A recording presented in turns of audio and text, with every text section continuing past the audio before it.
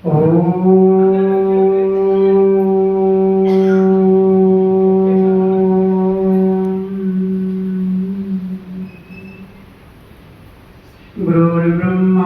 गुरुर्विष्णु गुरुर्देवो महेश्वरः गुरुः साक्षात् परब्रह्म तस्मै श्री गुरवे नमः।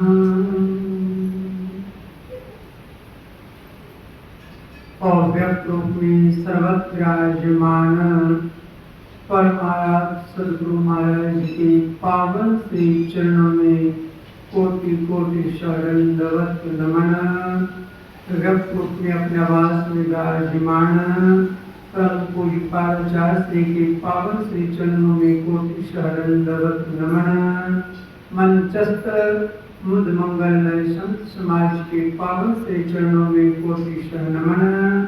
उपस्थित गुरुजन, धर्म प्रेमी, सत्संग प्रेमी महानुभाव, समस्त ग्रामवासियों, नगरवासियों, पूजनीय माताओं एवं भक्तिमती बहनों, सभी को मैं नमन करता हूँ और निवेदन करता हूँ कि एक बार उच्च स्वर में गुरु महाराज के घोष करें, श्री सद्गुरु महाराज की जय। अभी हम लोग पवित्र ग्रंथ सद्गुरु प्रतिनिधित्व ग्रंथ सत्संग योग के प्रथम भाग से गुरु की महत्ता और द्वितीय भाग से गुरु की विशेषता और तृतीय भाग से गुरु की प्राप्ति से क्या लाभ होता है गद और पद के माध्यम से श्रवण कर रहे थे। बड़े ही सुंदर ढंग से इस आश्रम के हमारे मुख्य संस्थापक परम पूज्यपाद पूज्य चेतन देव जी महाराज संचालन कर रहे हैं और फ्रांस में समझाते हुए भी जा रहे हैं। उन्हीं के साथ में रहने वाले हमारे जगन्नाथ बाबा बड़े सुंदर ढंग से समझाए गुरु महाराज के उदाहरण को देते हुए कि बिना गुरु के जीवन अधूरा है। पवित्र ग्रंथ श्री रामचरितमानस भी कहता है, बिन गुरु भवन दितरै न कोई, जौ बिरंची शंकर सम होई। बिना गुरु के यदि आप रह गए तो शक्तियां तो प्राप्त कर सकते हैं, रिद्धि सिद्धि आप प्राप्त कर सकते हैं। शास्त्रों ने कहा कि आप ब्रह्मा की तरह, शिव की तरह शक्तियां प्राप्त कर लें, पर बिना गुरु के रहेंगे तो ये सारी शक्तियां आपको इस संसार में भरमाता रहेगा। इस संसार सागर से आप पार नहीं जा सकते। संत सम्राट कबीर साहब की वाणी को श्रवण कर रहे थे, जिनकी लगन गुरु सो नाही, जिनका प्रेम, जिसने जीवन में गुरु धारण नहीं किया, उसका जीवन कैसा है। कांटे नर व मनुष्य, वह व्यक्ति कैसा है। कांटे नर खर कुकर सम जग में, व्यर्था जन्म गमाही। अमृत छोड़ दिसरस पीवे, धृक धृक तिनके तानी। वो मनुष्य का जीवन कैसा है। कहा खर माने गढ़ा, अब कुकर माने कुत्ता। ते नर खर कुकर सम जग में, वो गधे और कुत्ते के समान हैं। आप कहेंगे इतना कड़वी शब्द क्यों कहा। क्या इस संसार में सबसे नीच गधा और कुत्ता ही है? इससे भी कोई नीच है? इससे भी ज्यादा पवित्र नीच दुखमय शरीर है, फिर गधा और कुत्ता क्यों कहा। सज्जनों, हमारा जीवन यदि आप एक मिनट झांक करके देखिए तो आपको पता चलेगा कबीर साहब पढ़े लिखे तो नहीं थे, पर अनुभव बहुत था। बिना अनुभव के जीवन अधूरा होता है। उन्हें अनुभव था। गधा और कुत्ता क्या करता है? गधा बोझा ढोने का काम करता है, उसको लाभ दीजिए जहां चाहिए, बिना बोझा के नहीं चलता। गधा बोझा ढोने का काम, भार ढोने का काम करता है।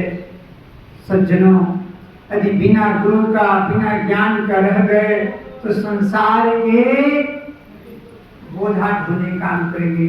चाहे आप परिवार का बोझा ढोइए, चाहे शरीर का बोझा ढोइए, चाहे समाज का बोझा ढोइए, चाहे देश का बोझा ढोइए, ये भार आप ढोते रहिए, परेशान होते रहेंगे। और जब ढोने के लायक नहीं रह जाएंगे, ढो ढो करके जो धन जमा किए हैं, जिस शरीर को आप बहुत संभाले हैं, जिस परिवार को बहुत संजोगे हैं, जिस समाज को बहुत बनाए हैं, और अंत में क्या होता है कि उसके लायक रह जाते हैं तो जोगने का काम कुत्ता करता है। कुत्ता काम बोझा ढोने का नहीं करता, वफादारी का काम करता है, जोगने का काम करता है। हमारा जीवन कैसा है? जीवन प्रश्न हम संग्रह करने में लगे रहते हैं, ढोने में लगे रहते हैं, और उसी को जोगने में, बचाने में लगे रहते हैं। और यही दो काम करते हुए अंत में सब छोड़ के जाना पड़ता है। सम्राट कबीर साहब ने कहा कि धिक्कार है, ये देह दुर्लभ शरीर को प्राप्त करके जो अमृत प्राप्त करने का था, वो विषय का बोझा ढोता रहे और उसी विषय को तुम जोगने में लगे रहे। धिक्कार है, धिक्कार है, धिक धिक इनके तानी। अमृत को छोड़ करके अब विषय को तुम जमा करने में लग गए।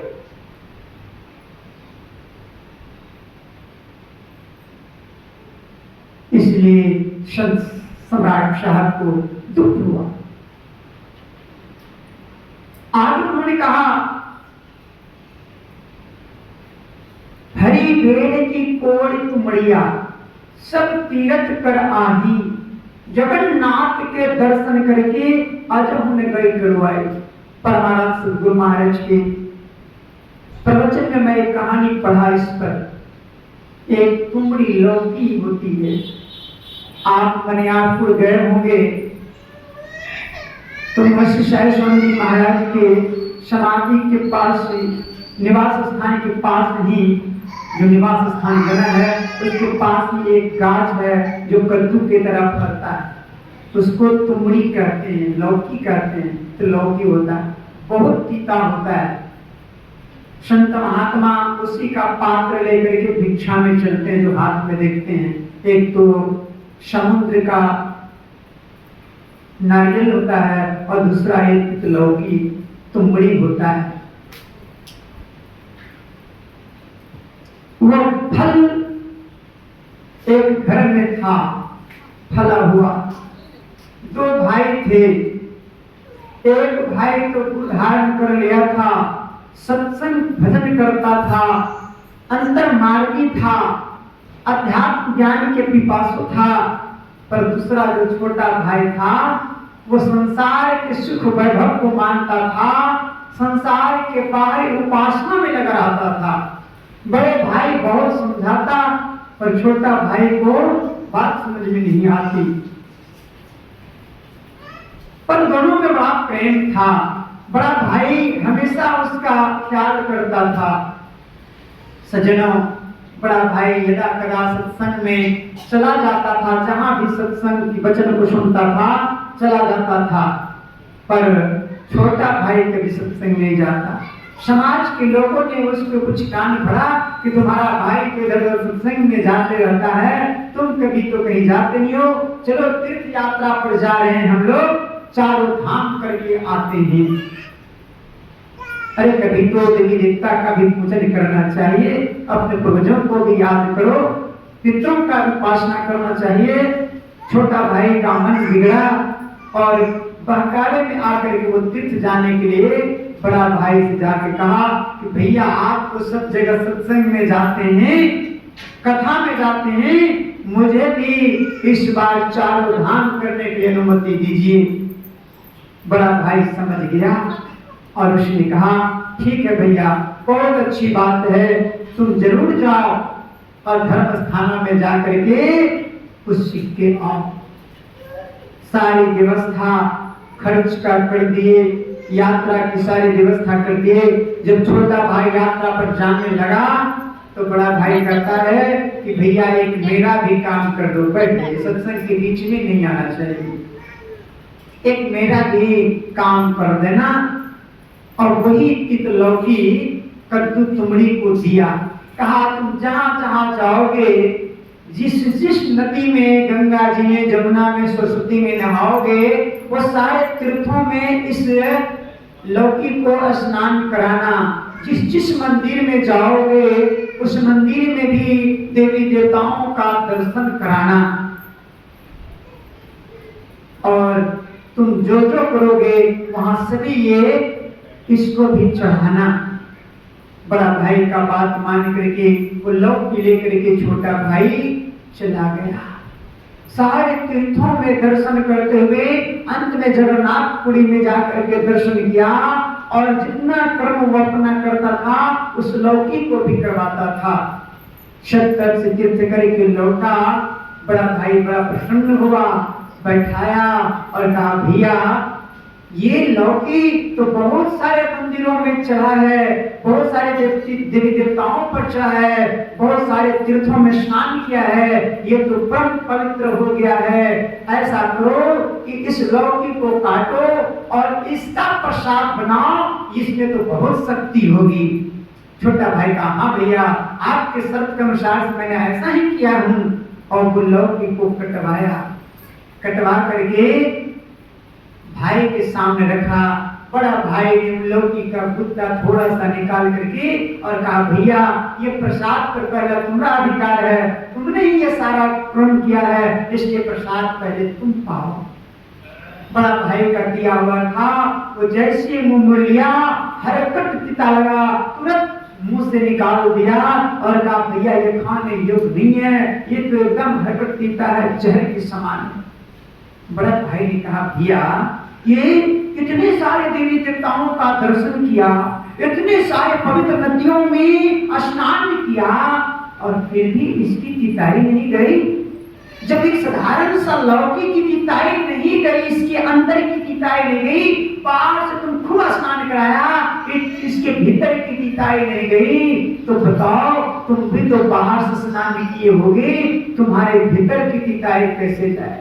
तुम्हारे भीतर के काम, क्रोध, लोभ, मोह, ईर्ष्या, द्वेष, तृष्णा की जो ये विषय का जो तिताई है, जो तुम्हें दुख देता है, तुम्हें ही नहीं तुम्हारे साथ रहने वाले को भी यही ईर्ष्या, द्वेष, तृष्णा को दुख देता है। ये तिताई कैसे जाएगी?